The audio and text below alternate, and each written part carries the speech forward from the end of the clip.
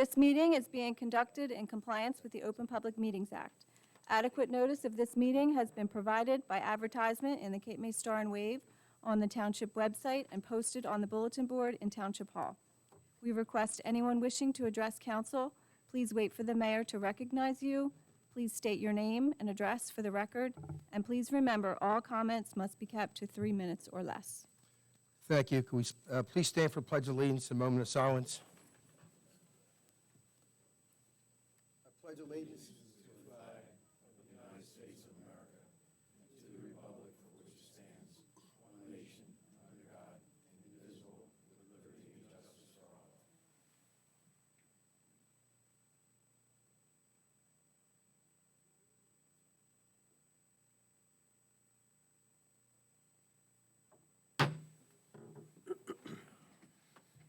Roll call, please. Councilmember Conrad? Here. Councilmember Coombs? Here. Councilmember Roy is absent this evening. Deputy Mayor Perry? Here. Mayor Sipple. Here. Okay, on the work session, we have several items in the work session tonight. We have some recognition. We have a police promotion. We also have a presentation by the DEP, and I believe maybe the Army Corps of Engineers. Before we start the work session, I'd like to recognize our assemblyman here tonight, Eric Simonson. Thank you for coming out. So at this time, I'd like to ask council and the manager, please meet me down near the microphone. I ask Dave McFeeters to please come forward.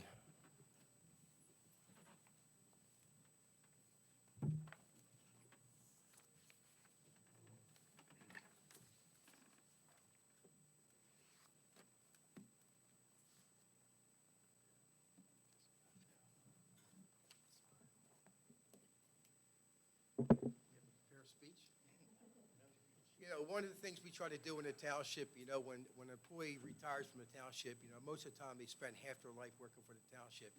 And it's so easy to say, hey, good luck in your retirement, and maybe not even see them again, okay? But we've made a policy, this council, to make sure we send a letter and invite them to come back and thank them for their service to the township. So tonight, Dave retired, I think the end of December. Was that right, Dave? Okay. And here we are tonight. We have a little token of appreciation presented to Dave McFeeters. Congratulations on your retirement. Thank you for dedicated years of service to Lower Township. Mayor Frank Sipple and all the councilmen, dated February 23rd, 2022. Thank you very much, Dave, for everything you've done for the township.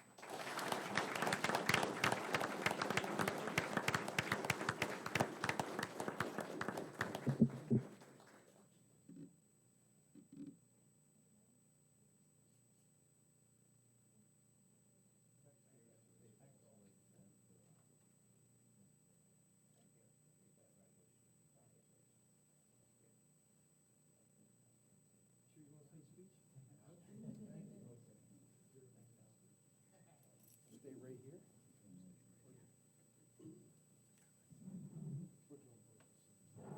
I'd like to have Dottie Crawford, Jim Dietrich, please come forward.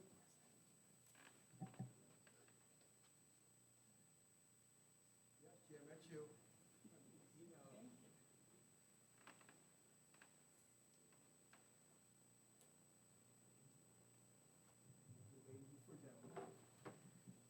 Council has a proclamation for both of you, okay? And Jim and Dottie, they've worked so many years collecting toys for families of less fortunate over the holidays. They've done a great job, all volunteer work, and we're here to just tell you thank you for what you do. Okay, on behalf of myself and council, but I'm gonna read the proclamation for you, okay? Whereas Dottie Crawford retired from Lower Township in 2011 with over 23 years of dedicated service, and whereas Dottie continues to be involved with Lower Township Kids Christmas program, which she has done since its inception over 45 years ago. And whereas throughout the year, Dottie collects food for the baskets, hosts fundraisers, and continues working on logistics of the program with the volunteer fire departments. And whereas at the program's inception in 1976, one family and 3 children were assisted, and over the years the number has grown to hundreds of families and numerous children. Now therefore, with great pleasure and heartfelt thank you that I, Mayor Frank Sipple, the Lower Township Council, are pleased to acknowledge Dottie for her efforts and going above and beyond to help those families in need, and wish her many years of continued success. Thank you, Dottie.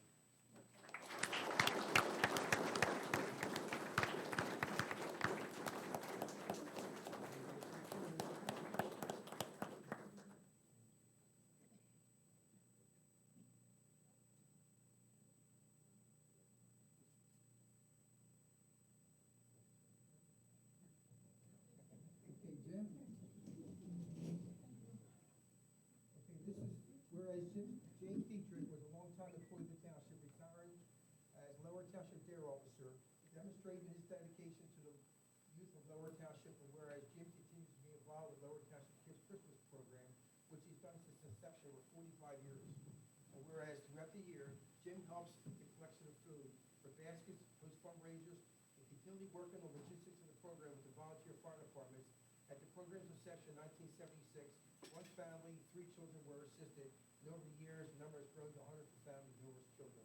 Now, therefore, it's a great pleasure and heartfelt thank you that I, Mayor Frank Sipple, the Lower Township Councilor, are pleased to acknowledge James Dietrich for his efforts in going above and beyond to help his families in need. Wish him many years of continued success. Thank you, Jim.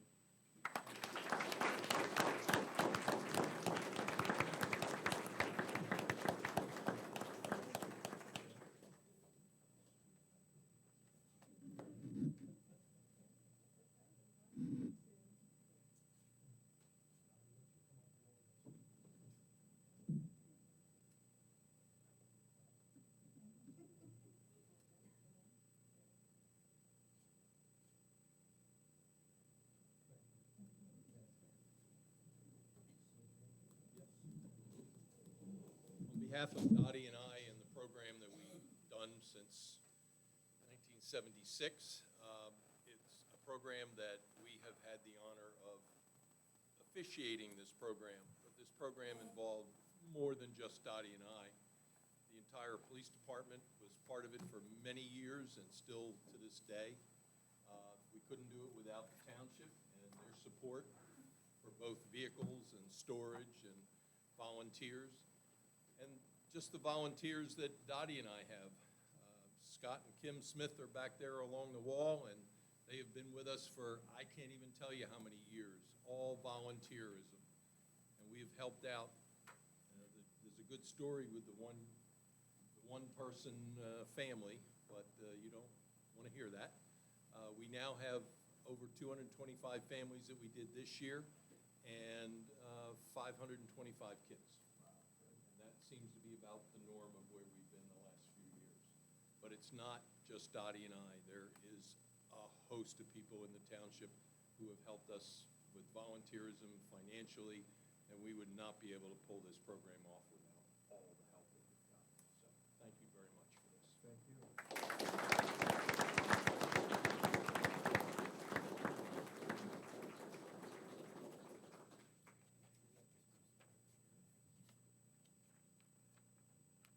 Jason, Chief and company, you want to come forward, please?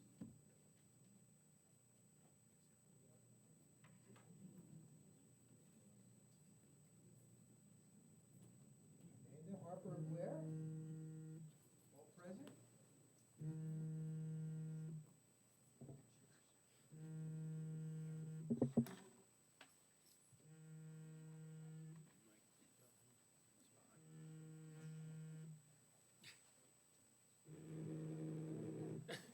Before we start, I'm going to ask you to say a few words about Sergeant Felsen before we swear in, and the candidate words about Sergeant Jason Felsen, graduated 202, is a 7-year veteran of the police department and was hired in March of 2015 as a full-time officer. Graduated from Lower Cape Regional High School in 2007 and continued his studies at both Juniata College in Huntington, PA, and West Virginia University in Morgantown, West Virginia. Sergeant Felsen studied business management, utilizing the interpersonal skills obtained to effectively converse with both his fellow officers and the members of the public. He is currently attending Thomas Edison University to finish his degree in business management with a focus on leadership and municipal setting. Sergeant Felsen has been trained by the New Jersey State Police in many of their advanced impaired driving detection courses and graduated in drug recognition expert program in November of 2020. Sergeant Felsen was awarded the Mothers Against Drunk Driving Award in 2017 for his efforts in curbing impaired driving. He's also been trained in investigating crash incidents and will continue to pursue training in regards to the advanced analysis of motor vehicle accidents. He also serves as the head coach of the boys tennis team for Lower Cape Regional High School. Sergeant Felsen is married to his high school sweetheart Amanda, with whom he shares 2 beautiful daughters.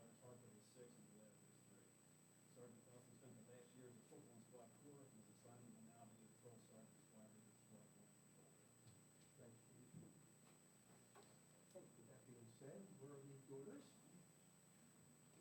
Parker, where? Okay, you can put that down a little bit. All right. Okay, let's put them on the table. Okay. Raise your right hand, please. Repeat after me. I state your name. I, Jason Felton, Swear to support the Constitution of the United States swear to support the Constitution of the United States and the Constitution of the State of New Jersey. and the Constitution of the State of New Jersey. That I bear true faith and allegiance to the same I will bear true faith and allegiance to the same and to the governments established and the governments established in the United States in the United States and in this state and in this state, under the authority of the people, by the authority of the people, and I will faithfully, and I will faithfully, impartially, impartially, and justly perform and justly perform all duties of all duties of the position of sergeant the position of in sergeant the Township Lower Police Department for the Township Lower Police Department according to the best of my ability. according to the best of my ability. So help me God. So help me God. Congratulations.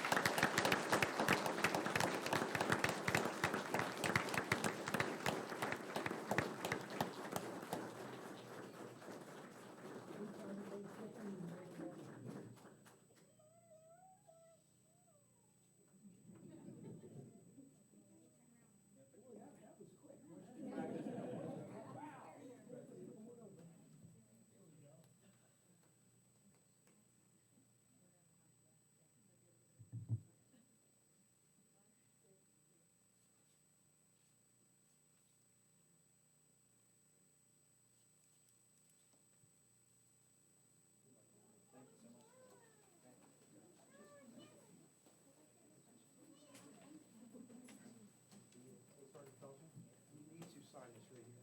Sign.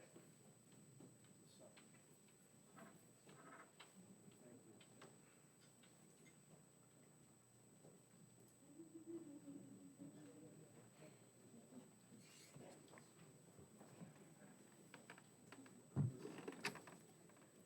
Tom, you got a call while you were out there.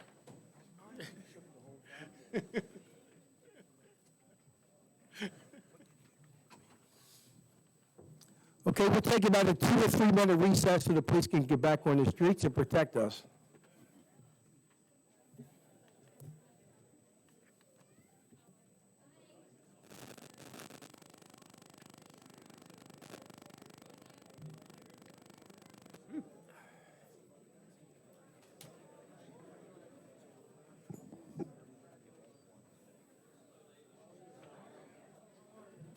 It's always good when you recognize people doing Yeah. positive stuff, you know.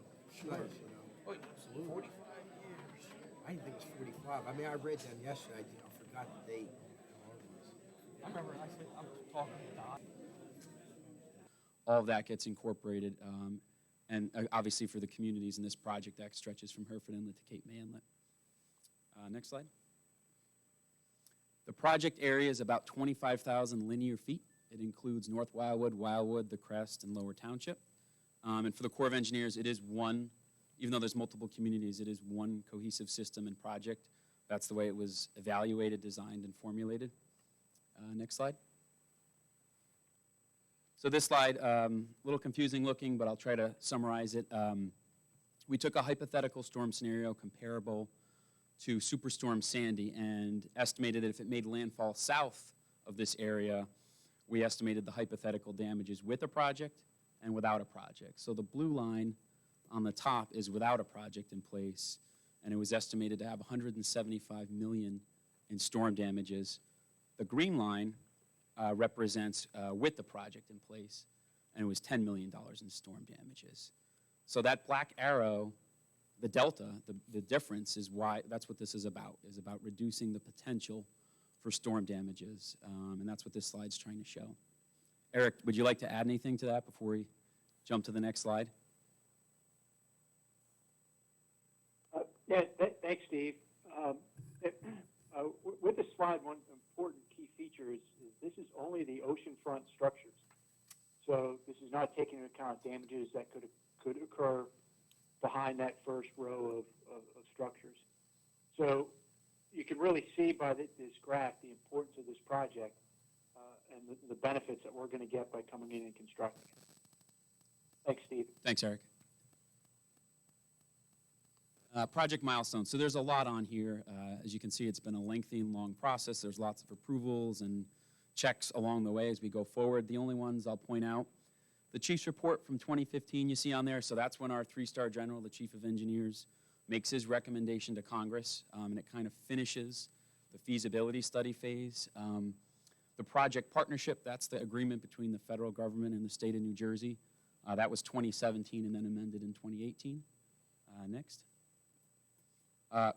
Chris and Bill may talk a little bit more about the state aid agreement milestones there, but the only other one I would touch on here is anticipated construction pending a number of different factors, fall of 2023.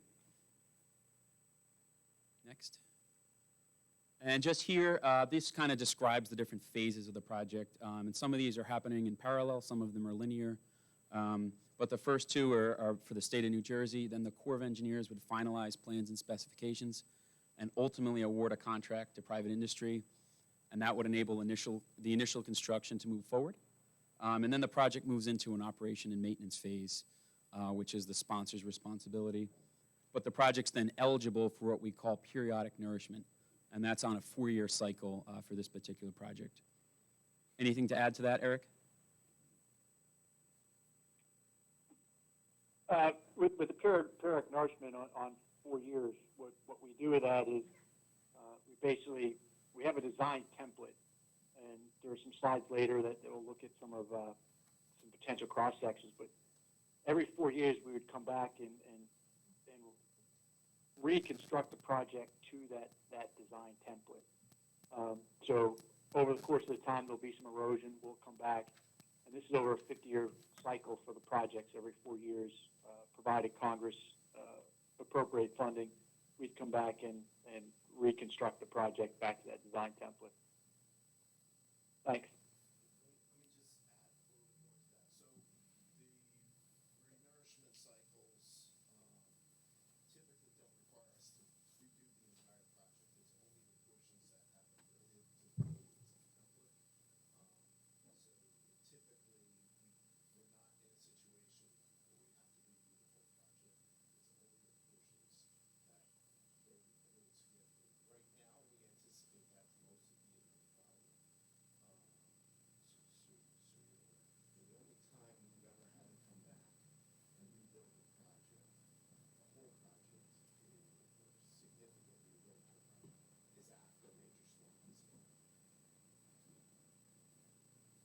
And I think, Chris, you're on this one. Thanks again for having us tonight. Obviously, it's been a long time coming with this. So the next portions, I'm going to talk about some of the state obligations and the municipal obligations and coordination that will go on with this project. So this next phase is, and what we want to discuss with you is the state aid agreement and execution of the state aid agreement.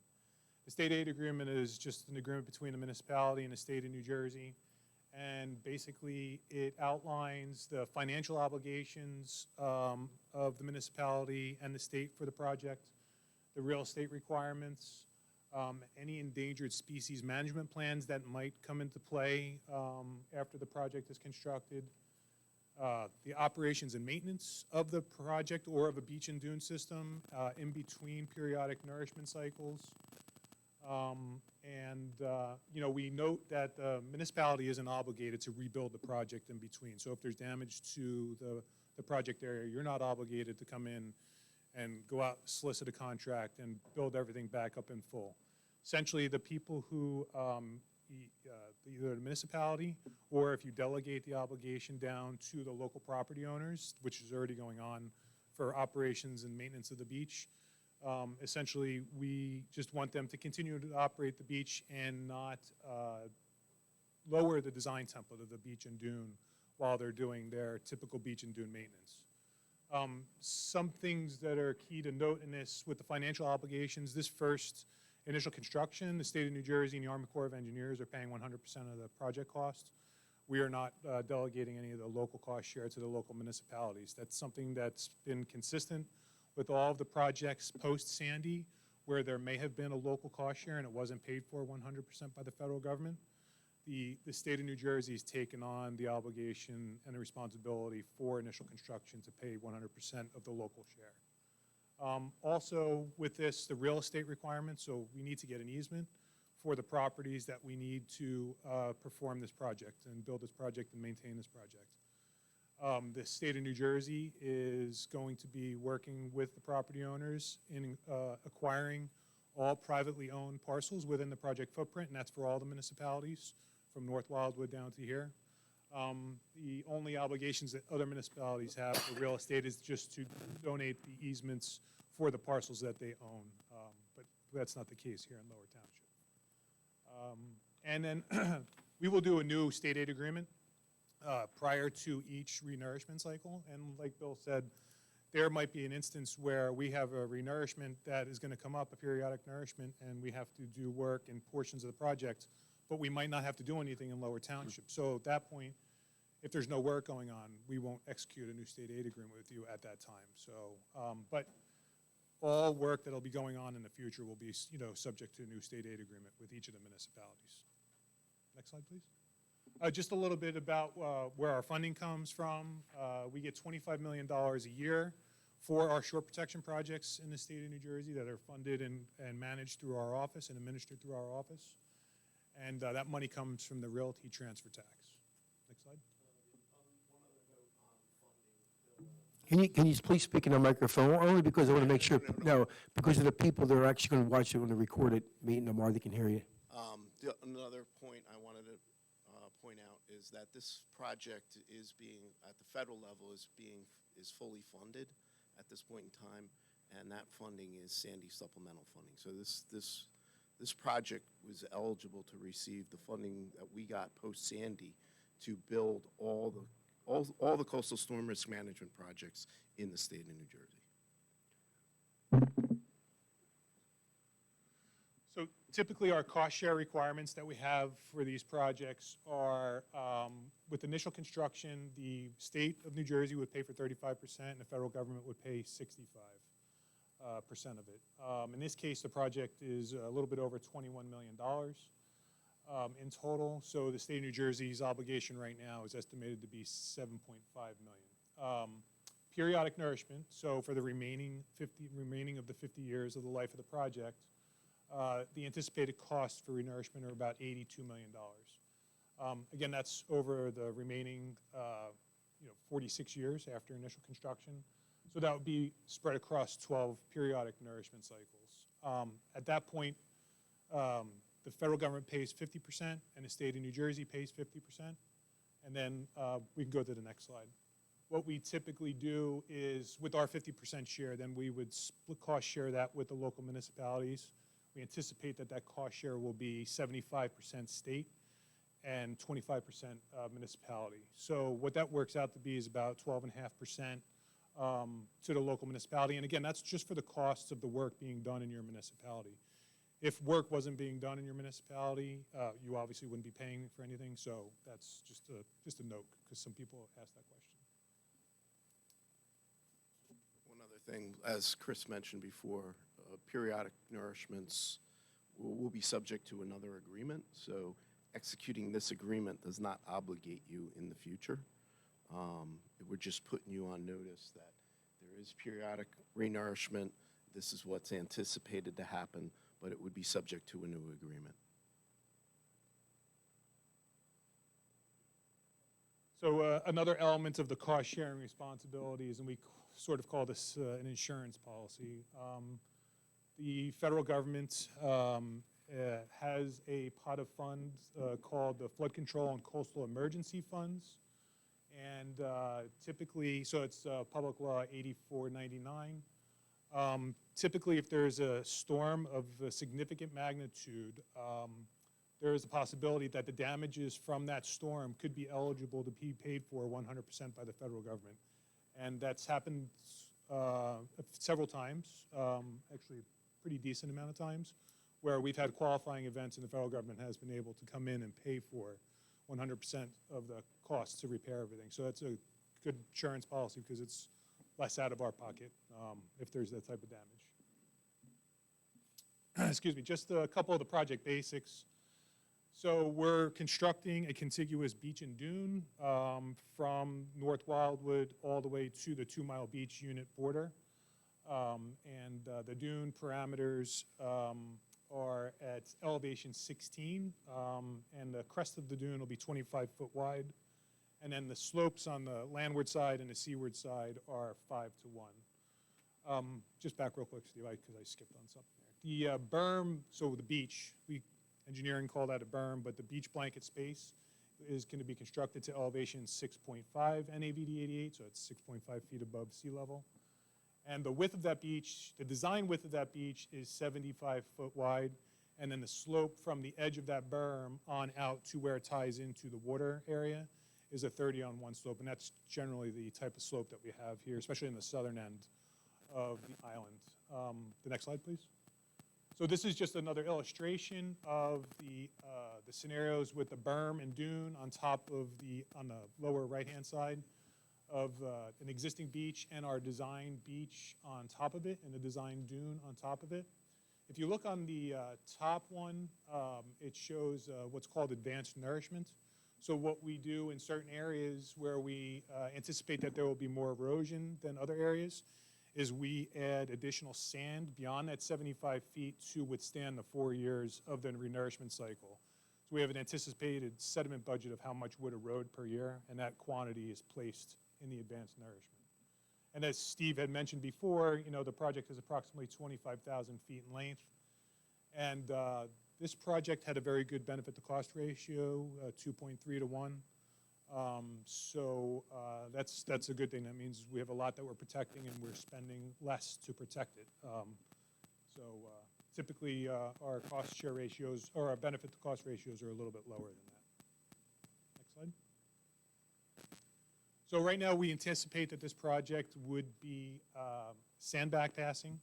So it would be a hydraulic pump on the end of a crane or a large excavator. And what that would do is it would harvest the sand from the intertidal zone and the area just above the intertidal zone. So from about the mean high water line or a little bit higher than that out into the water. And then that would be pumped through a pipeline that's at the end of these pipes, or the end of the pumps, to the fill areas. The backpassing borrow zone is in Wildwood Crest and the city of Wildwood. That's where we would be harvesting the sand from. No sand is being taken from Lower Township's beaches, and no sand is being taken from the beaches up in North Wildwood. Next slide, please. And this is just another illustration. This is a smaller scale venture that goes on in Delaware at Indian River Inlet. So this is what we may see as part of the project. I also put a little note on the bottom that forms of mechanical sand backpassing may be utilized. So we're also looking at to help expedite the speed of the project and to get it done in a timely fashion, and also to minimize the effects of a hydraulic fill where you pump a slurry to build the beach and dune.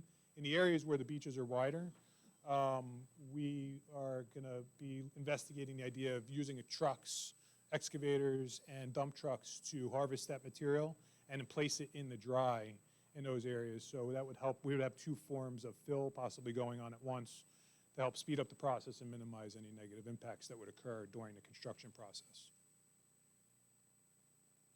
And this is just an aerial view, the plan view of the 65% plan phase.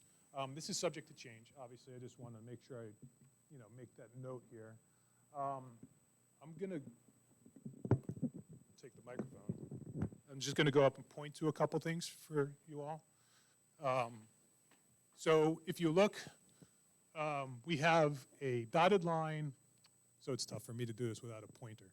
So we have the center line of the dune. So if you come down, you'll see there's 3 lines. There's 2 solid lines that go down, and in between there's dashed lines. So what that is the crest of the dune, your 25-foot wide crest. Oh, perfect. Sure, yeah, sure.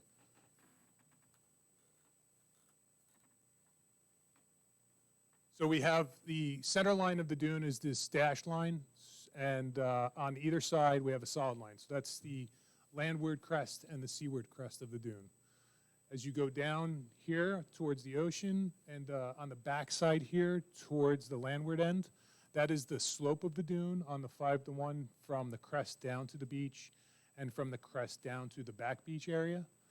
All right, and then in front of that, from this solid line down to here is the 75-foot wide berm that we would construct and ensure is at elevation 6.5. These are crossovers here at each of these streets and access points. These are obviously subject to change. There's been some discussions about relocating the handicap crossover and the vehicle crossover and replacing the handicap crossover with just a pedestrian crossover.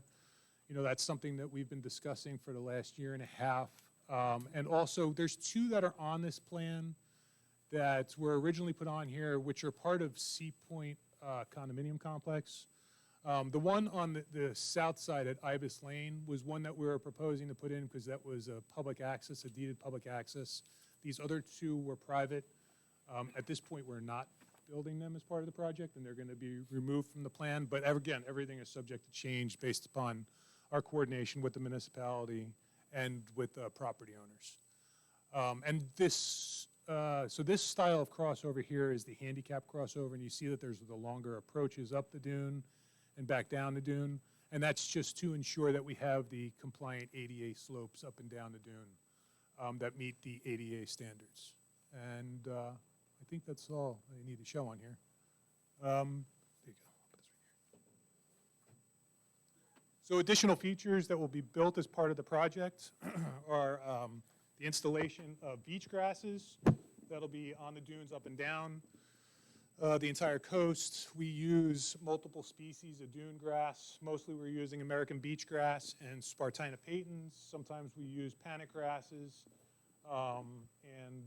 We'll also be placing sand fence at the seaward toe and at the landward toe where it makes sense. In some instances, you might not want to put it at the landward toe based upon how high it is and where we're tying in, and if it blocks visibility, or if we're tying into thick vegetation, there isn't a need to put sand fence at those locations. And again, the pedestrian crossovers, the ADA crossovers, and the vehicular crossovers will be built as part of this. And these are just examples of the public access ways, our style of crossovers. Again, these are subject to change based upon how we tie into things and where we're going to be actually putting them. But this is the pedestrian crossover, which we typically do on the slope down the face towards the southeast on the ocean side. And the landward slope at this location will have the flatter slope going straight back because we have the ability to do that. There's a little bit of space to get it and keep it at the appropriate slope. This is the vehicular access. So the differences with this is the slope is actually a little bit flatter. It's also wider to accommodate both pedestrian and vehicular access. And also in the event that there was multiple vehicles that come at the same time, the crest has a wider point at the angle there to accommodate bypassing each other. Also, we have thicker material. These crossovers are built with compacted I-5 material with geotextile underneath of it. That's to help keep it a hard pack and stable source to get up and over the dune. And they're thicker with the vehicular access because of the weight of the vehicles and heavier use that you might see with the beach and dune maintenance stuff and types of equipment that would go over to do that. The next one. And this is the ADA access. We have multiple styles that we've built. This one right now is the one that was proposed in this area. Again, we have the ability to modify the orientation somewhat. So in this case, where we're just going up from the landward side to the crest on the angle, come across the crest and go back down. We have also had them where they've had switchbacks that went back and forth in a tighter fashion. If you have, if you're constrained with space and where you want to build them and how you're going to build them. Next slide. So we talked about the feasibility process, the feasibility study earlier on, and the chief's report. To get to that point, an environmental impact statement is done as part of the feasibility study. And it was determined that the impacts that would come to, to water quality would be minimal, and they would be short-term because some of the harvesting of sand will be occurring up higher in the water column. We also have minimal impacts to terrestrial habitats. We're trying to build these dunes and tie these dunes into existing dunes where they are. We don't want to undo something that's there because, it's stabilized for the most part. So we just want to tie into where we're not meeting that 16-foot elevation and a 25-foot width. But where we have suitable dune, we would like to try to use that to minimize any disturbance. Short-term impacts to stuff that's in the interstitial, in the grains of sand, the amphipods and copepods. When we're doing the work, there's timing restrictions and buffer zones that are put on to deal with beach nesting birds if they are in the area when we're doing work, or if there's any plants that show up that are threatened and endangered. Because this is being done in the intertidal zone and the sand is being harvested from up high, the impacts to the fisheries that we would normally have on a typical hydraulic beach fill are much less. This project was also done in compliance with the environmental justice rules and regulations that we have to comply with. And also this project was clean air compliant. When we go to construction, things to expect, and this is evolving, this type of project with the hydraulic backpassing. It could be done in multiple ways. Like I said before, we could do it with the hydraulic pumping or mechanical. Typically, when we do these beach fill projects, they work 24 hours a day, 7 days a week. That's to keep up with production and to minimize losses in the pumping process. They will work on holidays. They could be weather delays and equipment issues that we can't predict, but the intent is to work through this project and build it between Labor Day and Memorial Day to minimize the impacts to the summer tourism, for obvious reasons. Beach closures, we may have multiple work areas ongoing at once, and we're still working with how we're going to deal with this in the specs, and we're going to seek feedback from the municipalities when we're developing this. But typically, we have a 1,000-foot work area closure. That's for the public safety, so no one goes in and gets injured by any of the equipment. It's also to keep the operators safe. And what we would typically see is pipelines going up and down the beach to pump the sand up to the locations where we're filling. You would see the heavy yellow equipment, bulldozers, excavators, front-end loaders, all that type of stuff. The cranes and the pumps on the ends of the cranes. When we do this project in the areas that aren't closed to the public, but the pipeline may be traversing across that area, we typically have the contractor place sand ramps over the pipes at all the public access ways so the public can still get to the water as needed. Unfortunately, when we work at night, there's backup alarms and there's lights at nighttime. Obviously, the backup alarms we can't get rid of, and neither are the lights, but we've had instances where the contractors are trying to work where the lights are facing away from the homes as much as possible, but they still have to make sure that they can see everything at night. And then communication during the project. We have weekly progress meetings. Typically what happens is representatives from the municipality will take part in those weekly progress meetings so they know what's going on. If there's problems that we need to know about, we're made aware of them in a timely fashion. And then we sometimes have what we would call monthly partnering meetings. It all changed around COVID. Meetings changed around a little bit. But we would typically do monthly partnering meetings as well, and that's stuff to look at from the 50,000-foot level. And sometimes that's where members from the governing body may come to the meetings or other officials from the public, from the government and the administration that may not go to the weekly meetings to get a more global monthly update. Next slide. So, some things that we're trying to do to get this project moving forward. Obviously, we want to discuss the crossover locations and types. Where do we want them? Where do they work best? Where does it make sense to have one type of crossover versus another?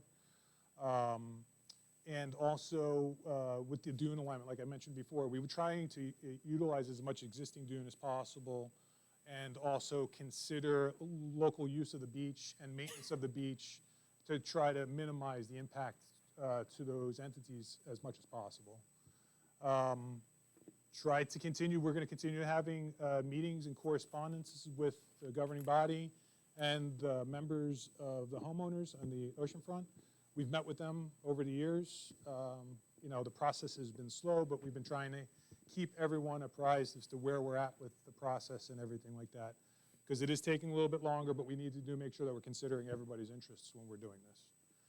And then through the process of acquiring the easements, we need to have right of entry to construct these projects and to maintain these projects. We need to have an easement in perpetuity, And what we're trying to do is we're trying to ensure that we only get an easement for the area we actually need and not anything more than that, because we don't want to encumber anything we don't need, and we don't want to have to give anyone any discomfort or misunderstanding that we're taking everything, the whole property, and they don't have use of their stuff like they had before. Next slide.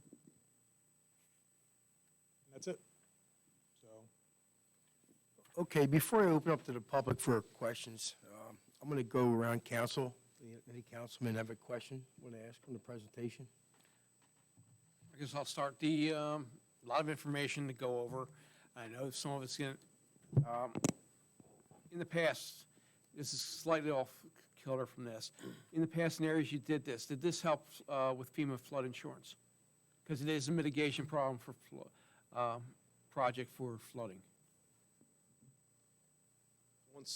Once the project is complete, Yes. Your municipal engineer could work with FEMA to submit for a change in the flood designation, or really the V-zone. There is several municipalities that are in the process of doing that up the coast from here. I don't know what the status is on that, but I do know some towns have been going to FEMA to try and get the current map modified and adjusted to account for these projects. Thank you. and one other thing to add to that, FEMA, the New York region that covers this area, also is doing a study right now, and they're looking at all of these projects as well, independently of a municipality requesting a change. So they are actually actively looking at this stuff right now as well. And I think being part of these projects has also benefited some municipalities in their community rating system as well, because it's added an extra element of resiliency. So, All right, thank you. Councilman Coombs, everything? I don't have anything. Deputy Mayor, you have anything? A lot of information. It's a lot of information, a lot of good information. We have our Director of Planning here, Bill Galestock. Bill, you have anything you want to ask? No, wait, and see what the public has. Okay. Mr. Laffey? Not at this time. I know that we've met on a few occasions with the DEP and the Army Corps, as well as the property owners on the beachfront there. I don't have any questions at this point.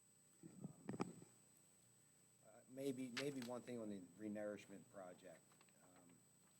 In 4 years, that would only be if, in fact, we had any kind of damage to that property at that point, right?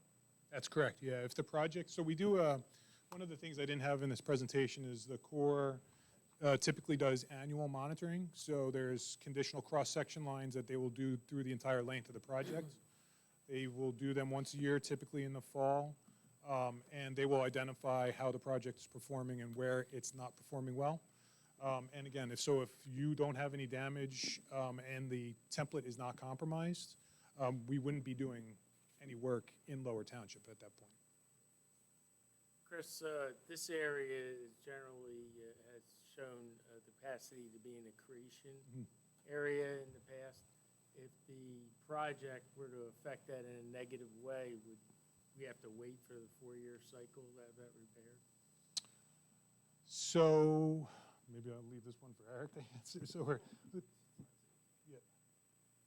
So go ahead. So typically, there's two ways these projects get renourished. One is through the regular renourishment cycle. A four-year renourishment cycle is a lot of our projects are significantly longer renourishment cycles than this. So 4 years is good in a sense. Like LBI is 7. So now so we have that cycle time frame, but in the other way, it can get renourished if we have a significant storm event and we get FCC&E funds. We have renourished projects prior to a renourishment cycle in the event of a storm that causes significant damage. Yeah, I did note in the report that the Army Corps did on the backpassing that they expect a temporary change in the beach by 50 to 100 feet. Yeah, they said temporary. Yeah, so that was an average up and down the whole area. So what we're going to do is when we're harvesting the sand from Wildwood Crest, we are going to work with the designers as we're building the plans and specs, to design like a taper where we are not abruptly going in and filling or excavating right from the end. And we're also going to be doing is, when we're developing the plans and specs, we're going to have probably a heavy monitoring element that's incorporated with this to identify any changes that are occurring that might be a little bit more long-term than what we would typically see in the typical recovery. And we're looking for avenues to be able to correct that. So we'd adjust the contractor to dig in a different location, dig at a different depth to try to be aware of all that stuff. And in that report, one of the recommendations was heavy monitoring, and that's the good thing. This project was authorized with monitoring. We also have the ability to do some monitoring on our own through our office, so we have the elements there to keep an eye on things and track it as we're going along, but then afterwards, once we're done, too. Anything else, Bill? No. We have both our solicitors here, Mr. Stefankowitz, Mr. Belasco. You have anything you want to add? Mayor, I Either have one? just one question. I know we've had several meetings with the DEP and the Army Corps of Engineers. We've also had meetings internally, Mr. Laffey and Mr. Galestock and myself. What's the status of the neighboring towns? Have Wildwood Crest, and North Wildwood signed these agreements at this juncture? So North Wildwood and Wildwood Crest have signed the state aid agreements. The final execution portion is up at the Attorney General's office right now. They're reviewing it, but we anticipate that being done soon. There were a few things that Wildwood had requested of us, some minor changes in the state aid agreement, similar to some of the stuff that you guys had requested.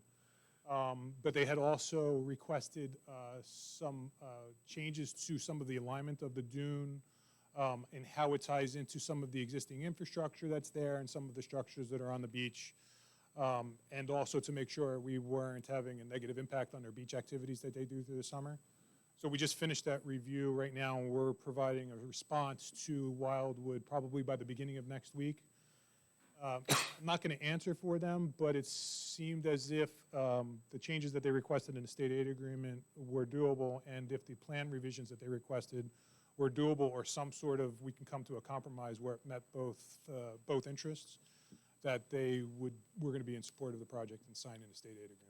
So they were waiting on us. There was a delay with some illnesses with some of the team members over the holidays, and so we have that stuff finalized right now. We actually just got the draft yesterday.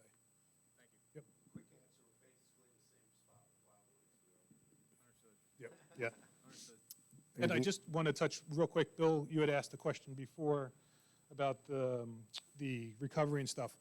The municipality is going to be involved with the finalizing the plans where we're at right now, and then also when we're developing the specs. So we're going to have this continued dialogue back and forth. And if there's elements that come up from the review from your engineering firm or some other experts or yourselves that you want us to make sure we're addressing thoroughly in the specs and plans and stuff like that, we're going to be having that opportunity. Anybody else? No? Okay, we'll up to the public. Anybody from the public want to come up to the microphone? Please state your name for the record, and when we answer the question, we'll need to go back on the microphone again. Sure. Hi. Good evening, everybody. Hi, my name is Bob Baranowski. I'm an attorney. I represent the Grand and Diamond Beach Association. I have some very brief comments to make. Just want to bring some, concerns up to the table. As Mr. Constantino, Mr. Belasco indicated, there's been some meetings. The dialogue is ongoing. I think it's starting to pick up speed, but we still have a lot of things to do and to address. There are some other representatives of the Grand here tonight, I believe, wish to make some comments and possibly ask some questions as well. And I really wanted to also thank the Township for hosting this meeting and thank the representatives of DEP and the Army Corps who have presented this information. We really are, I think, starting to make some significant progress, but, like I said, we feel like there's a lot of work still left to do. So, the Grand owns 300 feet of beachfront and riparian rights 3,200 feet out into the water. And I think you're all familiar with where it's located. We're along Atlantic Avenue between Rochester and Jefferson. And the Grand owners have had responsibility for operating that beach since they took over from the developer in 2009. And with their own resources, they have obtained the necessary permits. They built a dune structure, and they maintain that beach area. And they rake, they clean the beach, they provide lifeguard services, and they have permits from DEP to maintain certain seasonal structures on that beach area. Now, the beach is privately owned, but it is, of course, also subject to public access pursuant to the CAFRA permits that have been obtained for that work, but it can't be overlooked that this is a privately owned beach area, and the project has to take into account that the beach area is subject to private property rights. And we have a lot of serious concerns about how the project is going to be implemented, how it's going to impact the beach area, and we hope to continue having this discussion with the representatives who are here in the room, representatives from the Attorney General's office and so forth, and how we can address those comments and concerns moving forward. But the documents we've seen so far, the state aid agreement, the proposed easement document that would encumber the Grand's property, we do note there are some problematic issues with those so far that we hope to work on. We've heard there's some commitments from the Corps and DEP to work with us on revisions. Hopefully that'll balance the public and private interests that are certainly at stake here. So far what we've seen adds, an additional layer of restrictions. I think we've heard of some of those addition tonight that really concern the Grand and the association in terms of the impacts on the beach. We have asked for some further clarification as to where specifically on the Grand's beach area and dune area the easement will be located. It sounds so far as if that easement area, in our case, might encumber everywhere from the dune out to the water. We need some clarification on that, where the work is occurring, and we expect that we will get that soon. But and overall, the documents contemplate municipal ownership and operation of the beach area. That's more of a template or a boilerplate that really applies more up and down the coast. We're in a unique situation here, and I think we have to handle that in such manner. So things like the beach management plan, the operation and maintenance plan, we have to look at how that would, again, fit into our particular and unique situation.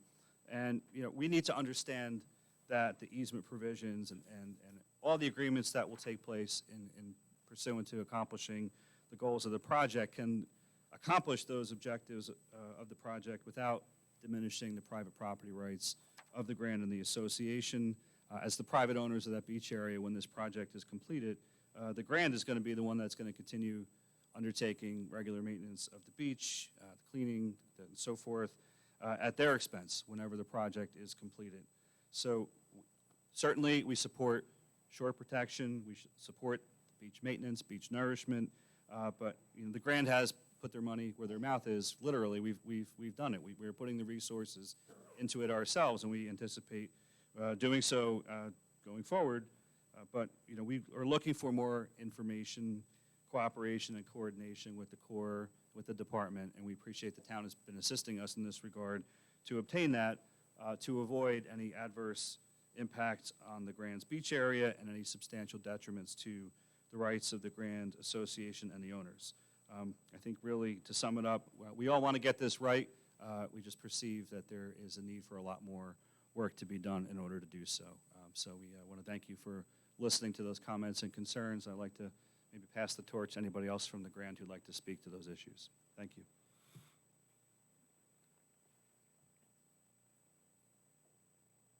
My name is Tim McKenna. I live at 9601 Atlantic Avenue, and I'm a member of the HOA board. I've been on the board for almost 10 years now, and speaking for the Grand 100%, we support the construction of an unbroken dune on 5 Mile Island. And in fact, we told the DEP this 8 years ago in this room. I met with Chris Costantino and another individual from the Army Corps. I remember that the town manager at the time was here in the room. Our councilman at the time was here. And we said, look, we're going to start building our own dunes. We unrolled a blueprint which showed what our plans were, that we planned to build our own walkway over the dune, which the DEP had given us permission to do. And what Chris's response was great. This is good. This is what we like to see people do on the beach. Just make sure you have the specs for what the Army Corps wants to do. So we got a hold of the specs, and we have been building this dune at our expense, spending several thousands of dollars a year putting fences and beach grass and all the other stuff. and expanding the dune, because we support the project. As Bob said, the only thing we've asked for is that the state work with us. And we've had a number of meetings with Chris, and he's been very helpful. And he gave us the 65% plan, I guess it was 2 years ago, pre-COVID. And then we had a meeting here, which I know Mr. Laffey remembers, in this room with Eric and in person and with Chris, and we talked about some of the things we wanted to do. And then, you know, in early February this year, we saw the state aid agreement. And the state aid agreement to us is a very boilerplate agreement, and it seems to say that we have no right to rake the beach during the season. We have no right to do most of the things that we do that makes the beach safe to walk on. You know, we provide handicapped access, we provide lifeguards. In fact, all of us up and down the beach provide everything that makes the beach safe for everyone to use, and we spend hundreds of thousands of dollars to do it. And, you know, when we spoke about our concerns on a conference call, Zoom meeting with Mr. Dixon, the response was, well, this is between the town and the state, that really the homeowners, well, not just homeowners, but the property owners don't really have much standing here. And it's, you know, maybe that's legally something they can stand behind, but, you know, we do own the beach, and we pay for what goes on there. And, you know, I don't imagine that this town wants to take on the responsibility and the liability and the cost of providing all of the services that are there during the summer when thousands of people are using the beach. So, you know, all we're asking, which is what Bob said, is we work with us. You know, we have not done anything to oppose this project. In fact, we've tried to move it forward as best we can. All we ask is that, you know, the state work with us. And the other thing we ask, I mean, we pay something like $1.8 million in taxes a year at the Grand, and I know Sea Point and others pay an awful lot of money too. I pay $20,000 a year in real estate taxes to the town. I'm happy to do it because I like being here. But, you know, all I do is ask the council, you know, you're our representatives. You need to represent our interests, our property interests in front of the state. Having talked to an awful lot of people in this town who are, you know, on the council and in other positions, I don't imagine you want to see the state just come and take property rights away. That doesn't seem to be in keeping. But anyway, that's my position. We want to work to get this thing done. Just please work with us. Okay, thank you. Does the state DEP or Army Corps want to come up with some comments or to go through? You want to wait to the very end and make some comments? How do you want to handle that? Very end? Okay. Anybody else want to come up to the microphone? Yes, sir.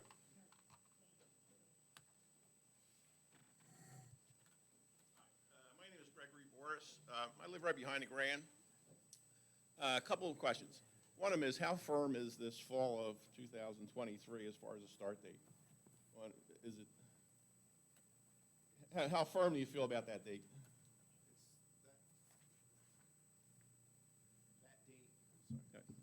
I'll answer that. That date is subject to completion of these agreements with the two remaining municipalities and our acquisition of real estate. Project cannot move forward until we acquire all the real estate. Okay. So that is not etched in stone, that date. Okay. That's the earliest it can occur. All right. How long will this take once you start? We are anticipating the project taking about 8 to 9 months to do. So that's why we're targeting that time frame after Labor Day until Memorial Day, maximizing as much as possible of that. And that's also why we are looking at using multiple methods of filling to be able to expedite the time frame as best as possible. So you're saying basically one-off season? That's what we're hoping for. Last question. The people behind the property owners, you know, who supposedly own the beach, which is the majority of people. The concern there is, I believe, that those property owners are going to procrastinate, continue to bring up issues, and just drag this thing out indefinitely, through procrastination, because some of them don't want it, okay? So I think that's a concern that, the people behind those property owners have about the whole thing, because if we do get a storm, we could have extreme damage, everybody. But again, there's some people, I believe, who aren't 100% behind this thing, and will bring up every reason in the world, why, until they try to just procrastinate this thing forever. So what are you doing to mitigate that? Let me jump in real quick. Eileen, is that microphone on right there on the table, right here? Yeah, you used to take it down there, please. Yes. Yeah, you can take it off the stand if you want to just hold it so we can hear everybody. So we're basically where we're at right now is once we receive the this agreement is basically a mechanism to form an official partnership with the municipality, all 4 municipalities. And once we have those in place, then we will be actively obtaining the real estate, and we will start true negotiations with the property owners. We do realize that we have certain timelines and metrics we have to meet, and that our intent is to do that. But the way the process works and in the laws of the state of New Jersey, we have to negotiate in good faith with the property owners, and we intend to do that. But there is limits to the time that will take. All right, thank you. Good evening, Mayor and Council. My name is Karam Kaspar. I'm the attorney from Lowenstein Sandler, and I represent Sea Point Village, neighbor to the Grand.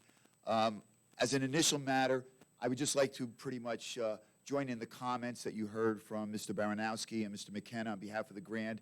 I think to a large extent, Sea Point has a lot of the same concerns, same issues. We do want to work with the Army Corps. We do want to work with the state. Sea Point has paid probably maybe $500,000, Jim, over the last 25 years for dune maintenance. I think there's 4 landowners that are being affected here. Sea Point is in a unique position where its dunes are almost 90% compliant with what the state and the Army Corps represents. I also think the state aid agreement, similar to what Mr. McKenna said, there was a lot of misstatements or inaccuracies in the agreement that I think we've brought to the attention of the state and the Army Corps. Mr. Yost has sent a letter, I think, October 18th, 2021. We were part of a meeting in July and the recent meeting at the beginning of the month. We're in support of the project. We have some concerns. We want to work through those concerns. We want to be a partner with the neighboring landowners to the north and the south. At this point, I'd like to ask Jim Yost, the property manager for Sea Point. I think he has a statement he'd like to just read into the record and be brief and hopefully not redundant as well. Thank you. All right, thank you.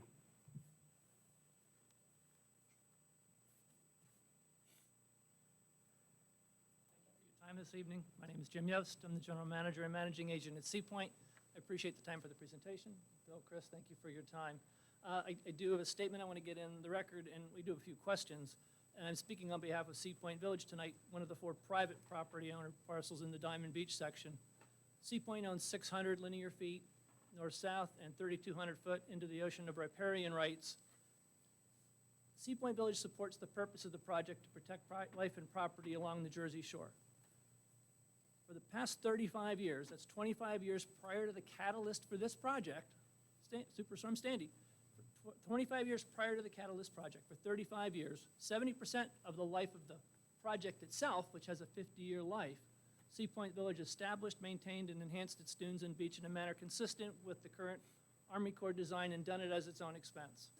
Sea Point retains Dr. Stuart Farrell of Stockton University's Coastal Research Center as its dune consultant. At present, as Mr. Kaspar said, the existing Sea Point dunes are greater than 90% compliant with the Army Corps, with the present Army Corps dune design standards of the project, and grow more compliant every year because of the constant natural sand accretion and the efforts of Sea Point Village staff to maintain dune fencing and enhance dune growth in accordance with the project. These actions protect not only Sea Point Village, but the larger Diamond Beach area from flooding and property damage. And as Mr. Caspar said, Sea Point Village has invested upward of $500,000 in equipment, labor, and supplies in preserving, maintaining, and sustaining the dunes over the past 35 years. Sea Point is unique in that, unlike the majority of beaches throughout the state, the Sea Point Village gains sands every year. That sand accretion has added at least 500 feet to the distance from the high water to the dunes over the past 25 years. It should be noted that no sand, harvesting or replenishment of Sea Point Village Beach since the existence of Sea Point Village. In 2005, Sea Point Village extended its stormwater outfall 300 feet. And Mr. Caspar and I were just here before the planning board about 3 weeks ago for another CAFR application to extend its outfall another 300 feet this year. Sea Point's dunes serve not only for property protection, but also as a recharge area because stormwater from the area is channeled to the Sea Point Village dunes and beach. We've had some meetings, we're going to continue to have meetings, and as Mr. Dixon said, we hope to engage in good faith negotiations. We support them, support the goals of the project. We support the other property owners' interests, particularly in the Grand. And we're willing to enter an agreement with the DEP, but we're not willing to execute the easement as it's presented. We seek to revise it and document language correcting some misinformation and eliminate the imposition to conditions and demands unrelated to and unnecessary to achieve the project goals. We want to engage in good faith discussions to reach a fair and reasonable agreement so the project can proceed without the need for eminent domain condemnation, especially when there's less confrontational options available. I do have a couple questions. One has to do with the plans. We're at 65% plans now. I guess I really don't understand why we're moving forward before the 90% plans, and if we have 90% plans, why not release them? What's holding it up? Why can't we get there? And is there something going to change? We just don't understand that. And if the easement is only for the affected areas, why does the state aid agreement require the township to obtain riparian rights from the property owners? Those are my questions. The way the agreement's written, I mean, I'll talk to the Go ahead. easements. My understanding is that the DEP, the state, is going to pursue, that doesn't involve the township. I mean, I know in there it references that we're going to work with the DEP, but we've kind of clarified that point, in prior meetings, that the onus is on the DEP to pursue those easements. That is correct. I guess still doesn't clear it up. If the easements are for the affected areas, why does the state aid agreement require the township to obtain riparian rights? Does that mean the state aid agreement's going to change? I don't believe, we're going to obtain, we're going to determine of the project, both landward and seaward, and we're going to obtain an easement for that. And if it may not include any of the riparian area, or it may include a portion of it. If you have a riparian grant, we're going to treat that the same as real property, and it'll be treated the same way. For the draft perpetual easement or for the state aid agreement? For the easement. But the state aid agreement requires the township to obtain riparian rights from the property owners. Well, if I don't have it in front of me, and we'll take a look at that, but we're obtaining the real estate, not the municipality, and we're going to obtain real estate rights for the footprint of the project, whether it's on a block and lot or a right. To the extent that it supports the project objectives, we're fine with that. What do you expect the timeline's going to be for releasing the 90% plans? 90% plans, the Army Corps of Engineers will start working on completing the 90% plans once we have all the agreements with the municipalities in place. The township will have to sign the state aid agreement before the 90% plans are released. Yes, yes. Thank you for your time, guys. All right, thank you. Anybody else? Yes, sir. Hi, my name is Jim Pomponi. I live in Diamond Beach on Richmond Avenue, and I think most of the people fully support these dunes. I've seen what the help that they've been over the years. And I think you guys were using Superstorm Sandy as like a base for this. And back where I am, these dunes aren't going to help me a bit because Superstorm Sandy, we got flooded from the backwaters. Now, I know that's a little bit out of the realm of this, but this isn't going to help the people that live back there. It's going to help these multi-million-dollar properties that are right along the beach and maybe the first couple blocks in. But when you're 3.5, 4 blocks back, the water comes right up the bay, overflows the back, and comes in that way. That's just a statement that I need to make so that everybody here understands that these dunes aren't the end-all for everything. They're going to protect the first couple, 2, 3 blocks, but when you get back 4 blocks from the ocean, all the water comes in from the back areas. Thank you. Anybody else? Does the state DEP or Army Corps want to close it out with any comments? Yeah, I just want to state that this project the study started long before Sandy. And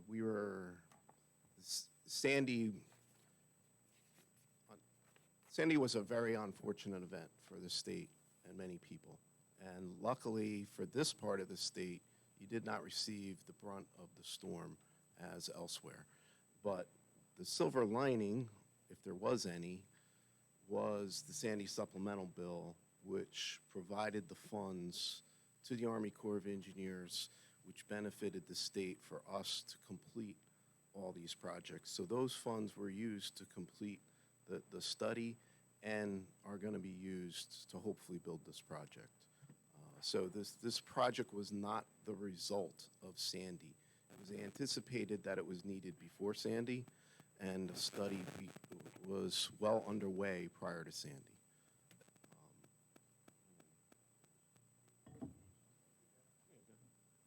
So one of the other things that came up was there was an insinuation that the property owners wouldn't be able to operate the beach and maintain the beach like they do now, raking and all sorts of temporary seasonal stuff that they do now, because of some wording that was in the state aid agreement. There was some clarification language that was added into the state aid agreement that was provided to the municipality, which essentially stated that you would have those restrictions on you only if, number one, you didn't have a beach management plan, and number two, if you don't have a valid beach and dune maintenance permit. Each of these entities actually do, thank God, go out and get permits to do the things that they do, and they do them legally. And there's provisions already in those permits, and I checked on all the permits, that account for endangered and threatened species and give them the ability to do the maintenance and operations that they do now. We don't envision that that's going to change significantly through this at all. So that's just wanted to add that. And there was a clarification, and that came up with a couple other municipalities, and we didn't get it to the lower township version until, because we had multiple iterations in other municipalities that brought up the same comments that came up. All right, thank you. I think the important thing is communication, and that's why you're here tonight. I want to thank you for coming here tonight and with your presentation. And I know the solicitor and Mr. Laffey and yourself have worked the state agreement, revised it multiple times. I got a copy in front of me with all kind of scratches. But I would ask Mr. Laffey and Mr. Pulaski to just make sure all the business owners and property owners are in the loop of this agreement as it floats around, okay, because they need to have some input also. But other than that, I want to thank you for coming down to the DEP Army Corps, and it was a very good presentation, very informative, and have a safe trip back, okay? Thank you, Mayor. Thank you.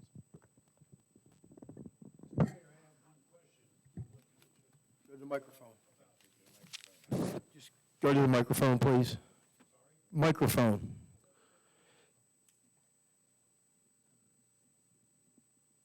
How is this going to impact any existing CAFRA agreements between DEP and the business owners right now? I mean, I understand Sea Point, I understand Grand, and I even understand the access down by the end of Raleigh. They are all pretty much, like everybody was saying, 90% compliant, which is great. But there is one area of the beach beach that has no berms, has no dunes, nothing whatsoever, and every year they are granted a CAFR permit to go out onto the beach with their facilities. Now, you mentioned something about, in your last statement, regarding the responsibilities of anybody who has a CAFR permit issued following the rules and regulations that you guys set down. That's not happening.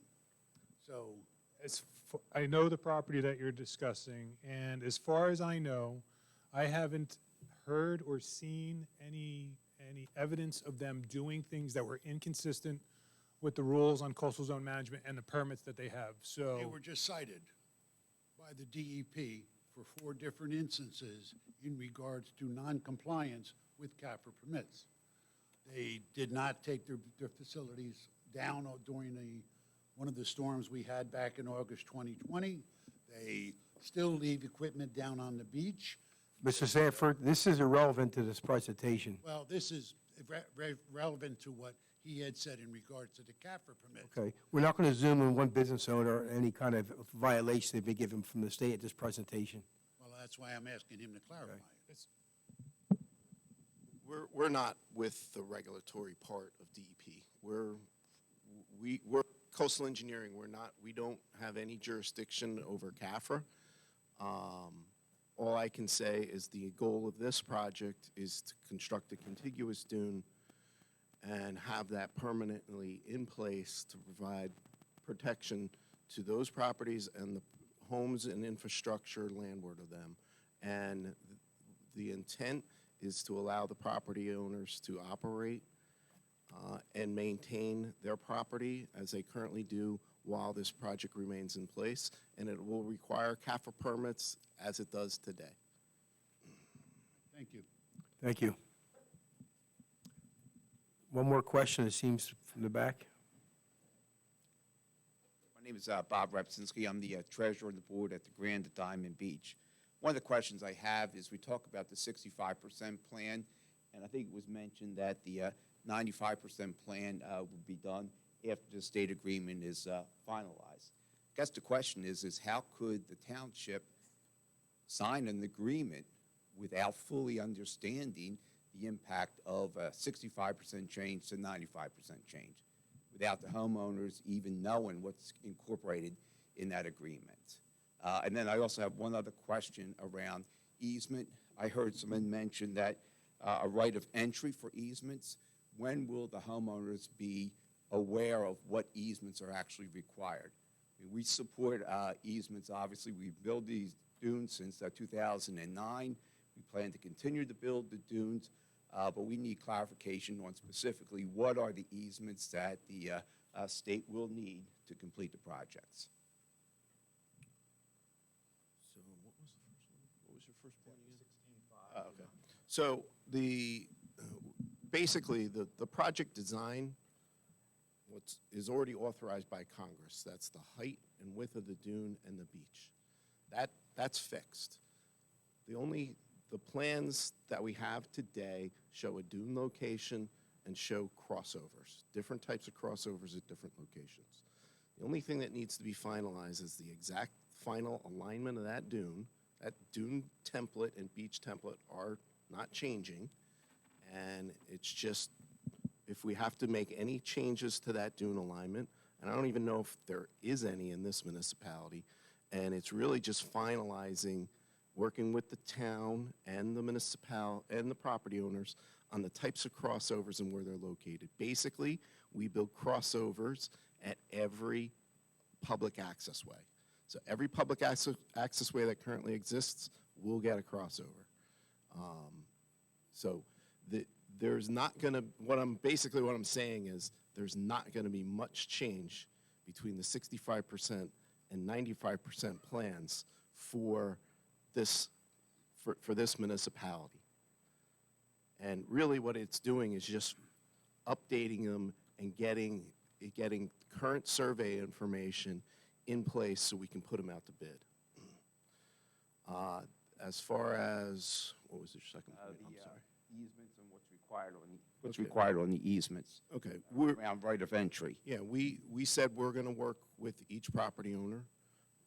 Typically, what we do is in this instance, it's a little different. We have engaged property owners, which is great, and I think what we'll do is provide you an advanced copy of the easement, but what will be occurring as we move forward is we're going to be having an appraiser appraise it, come up with a value for the easement rights that we're trying to obtain, and we're going to make you an offer, and we're going to enter into good faith negotiations. That's the process as established by statute, but we're going to work with you in advance of that and communicate with you guys individually on the easement, and if we can come to a mutual agreement. At what time frame do you expect that to be done if construction's going to start in 2023 fall? Construction is going to be dependent, as I said, upon execution of the state aid agreements and execution of these easements, but we will begin that process as soon as we finalize these state aid agreements. Right now, our focus is finalizing these state aid agreements. Hey, thank you. Thank you. Add one thing too, the questioning about how could a municipality enter into a state aid agreement if they don't know what the exact plan is.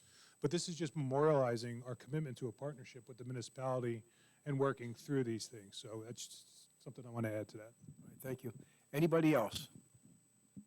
Okay, we closed the public portion of this presentation. Okay, I want to thank you for coming down and have a safe trip back home, okay?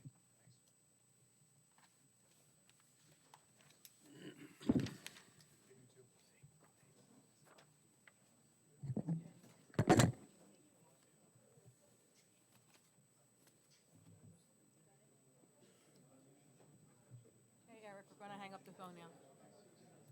All right, thank you. All right, have a good night. Thank you. Taking a minute, right?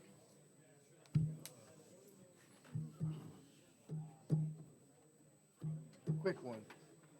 We can still get a closed session.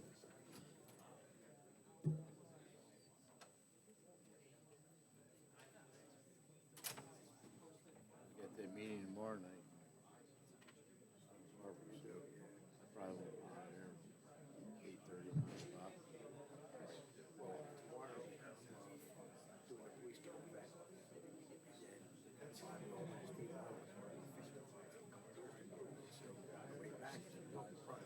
I'll give you a call. Tomorrow's my Friday at work. There you go. Let's hope you got there tonight. It's late, we'll see what happens. Just mine. Just mine. We'll move on. Got a consent agenda?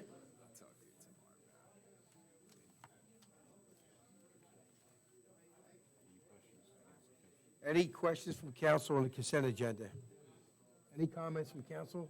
No comments from council? No comment. Anybody from the public want to comment on the consent agenda only? Close the public portion. Approval of minutes from February 7th, Resolution 2022-85 through Resolution 2022-94. Is there a motion move forward? Make a motion. Second. Councilmember Conrad? Yes. Councilmember Coombs? Yes. Deputy Mayor Perry? Yes. Mayor Sipple? Yes. Move down to regular agenda. Resolution 2022-95, authorization for the payout of accumulated compensatory time. M. Perry? Any council comments? Comments from the public? Close the public portion. I'll make a motion to approve. Second. Councilmember Conrad? Yes. Councilmember Coombs? Yes. Deputy Mayor Perry? Abstain. Mayor Sipple? Yes.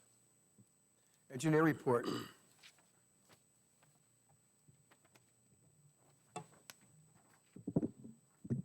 Good evening, Mayor and Council. We had a pretty busy month with our roadway projects.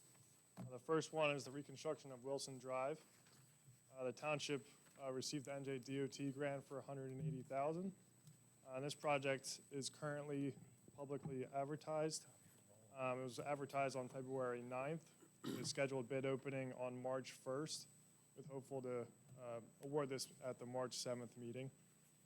The next is the CAFR permit along the Delaware Bay area. This was submitted on December 28th, and we received our completeness letter from the NJDEP on January 28th. So this is a great sign. They deemed it complete, and it moves to the public comment period. So that began on February 16th, and that will move along for 30 days. Pending any public comments, I don't see any. There was not really much opposition to this project, so there shouldn't be any public comment. And then we'll keep pushing them to hopefully get that permit.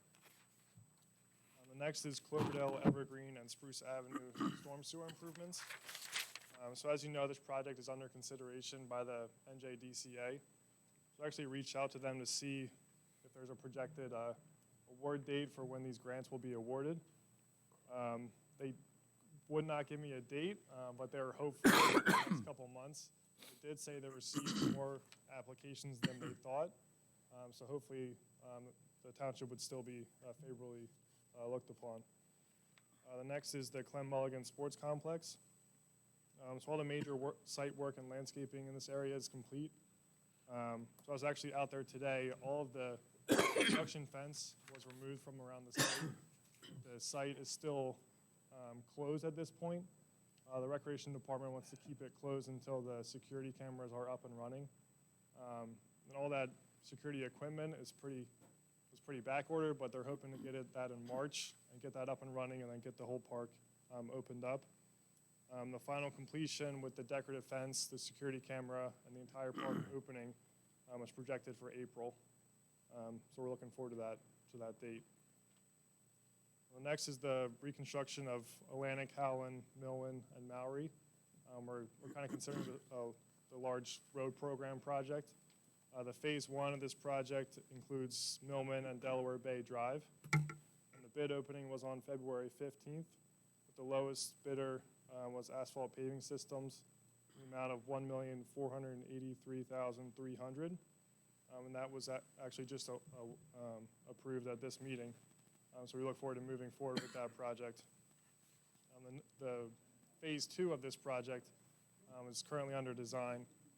We're looking to probably bid that in the next month or two as well. The next one is the Millman Center improvements.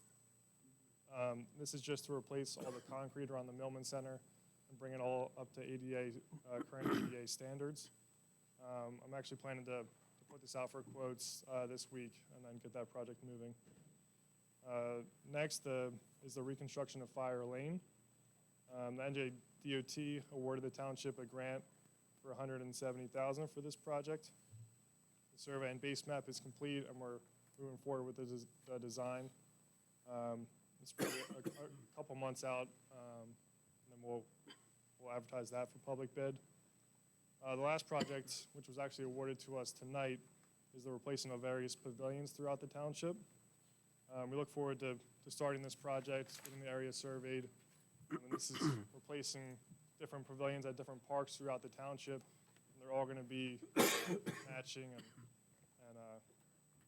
there's a couple of pavilions down by the ferry, which will be a good area, a good look out there out on the water. And that concludes my report. Are there any questions on any of those projects? The pavilions, what's the target date for completion of that pavilions are?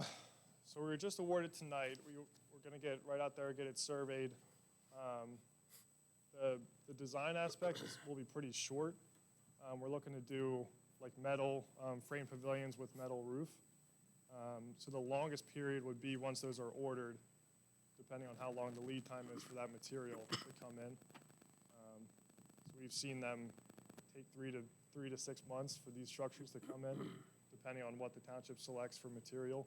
So that would be the longest. So they may not be up for the summer, you're saying? Yeah, depending on what material the township uses, whether metal framed or if they do choose to do wood on site, we could get that constructed before summer. But if not, so that's now that we're awarded, we're going to work with the Recreation Department and contact. All right, Mr. Laffer, he'll work with you on that. The I did stop at Clem Mulligan Field, the playground area at Clem Mulligan. Last time I was there was rocks. What goes over top of the rocks? That's actually going to get a poured in place safety surface. They pour it? Yeah, so it's a liquid when they pour it and it self-levels. And then when it's completed, it's like soft. Okay. For safety. That's a temperature thing that we have to wait for. Yeah, so that needs, I think like 3 or 4 days in a row of 50 and above. Yeah, I was just curious. Okay. Yeah. Anybody else have any questions? I just think that, about those pavilions down there, that's, takes quite a beating and weather-wise. So I think whatever materials are picked or chosen, try to be as durable as we can with the salt air and water coming off that bay. That tears them up pretty good down there, so. Anybody else? Good job. It's just waiting for the state. All right, thank you now. Mr. Laff, you have anything you want to add? I just wanted to congratulate Dottie Crawford and Jim Dietrich for their efforts in the toy drive that they do and food drive every year, and for as long as they've done it, that's pretty amazing, and all the support that they get from Township residents. Without them, that wouldn't happen. Appreciate the residents giving all that material during those times, and also congratulate Sergeant Jason Felsing for his promotion to sergeant. All right, thank you. Public comments.